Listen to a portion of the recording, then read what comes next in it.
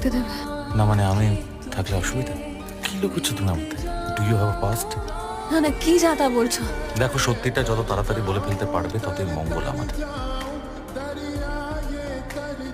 ভাগ্যিস তুই আর মা আসতে রাজি হলি, নইলে তো দাদা আমাকে নিয়েই আসতো না এখানে। উচিত হয়নি গো, তোমার না বড্ড জেদ করা অভ্যেস। যা চাই তাই একেবারে পেয়েই চাই। এখনো বলছি বৌদি, আমার কথা শোনো, বেরিও না, হোটেল থেকে পাহাড় দেখো না। এই তুই তো দাদার মতো কথা বলিস না তো। 2 দিন বৃষ্টির জন্য বেরোতে পারিনি আমি, আজকে রোদ উঠেছে, আজকে তো আমি বেরোবই। শোনো আমি শুধু আজকেই টাইম দিতে পারবো, আর ঘোরাঘুরি করার আজকেই করা, এরপর কিন্তু আর রিস্ক নিতে দেবো না। যাবতীয় হাঁটাহাঁটি সব ওই হোটেলের সামনেই করবে। এখানে হোটেল দেখতে এসছি। এখন নিজের আনন্দের কথা না ভেবে পেটের বাচ্চাটার কথা ভাবো।